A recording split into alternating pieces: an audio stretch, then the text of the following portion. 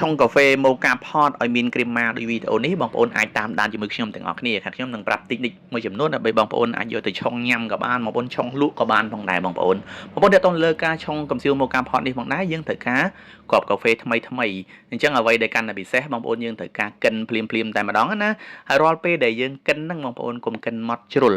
ហើយក៏កុំគ្រើមពេកដែរបងប្អូនបាទមកល្មមសម្រាប់តែយើងយកមកឆុងជាមួយកំសៀវម៉ូកាផតព្រោះនេះបើសិនជាយើងម៉ត់ខ្លាំងអាចនឹងឈាមណាបងប្អូ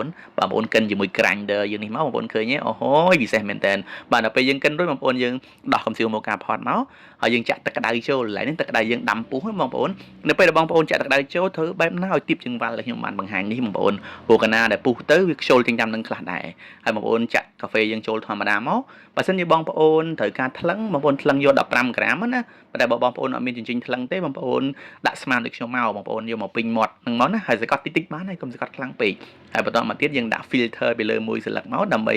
នៅពេលដែលពុះទៅវាខ្ជុលចេញមកសិតតែគ្រីមម៉ាតែម្ដងណាហើយអ្វីដែលកាន់តែពិសេសឡើងហ្នឹងទៀតបងប្អូនត្រូវរឹតឡើងនេះឯណែនណាការពារចំហាយវាចេញកាលណាចំហាយចេញក៏វាអត់បានគ្រីមម៉ាល្អដែរហើយបើក gas សំខាន់បំផុតបងប្អូនបើករឹមប៉ុណ្ណេះបានហើយបងប្អូនព្រោះនៅពេលដែលវាពុះគឺវាខ្ជុលល្មមមកគ្រីមម៉ាចេញទៅគឺកាហ្វេឆ្ងាញ់តែម្ដងណាបងប្អូនចាំមើលទៅពេលចេញមកគឺដឹងតែពិសេសមែនតើបងប្អូនខ្លះក៏បើក gas ខ្លាំងកាលណាខ្លាំងពុះខ្ជុលចេញមកគឺអត់ឈ្ងុយអត់ឆ្ងាញ់អត់គ្រីមម៉ាទេណាបងប្អូនឃើញទេមិញ gas ហ្នឹងបើករឹមពីដំបូងរហូតដល់វាគ្រីមម៉ាចេះគឺយើងអត់មានឡើងកណាទៀតទេរឹមប៉ុណ្ណឹងទេប៉ុន្តែមកស្ទុះទៀតយើងនឹងបិទ gas ហ្នឹងវិញបងប្អូននៅពេលពុះបែបនេះយើងបិទមក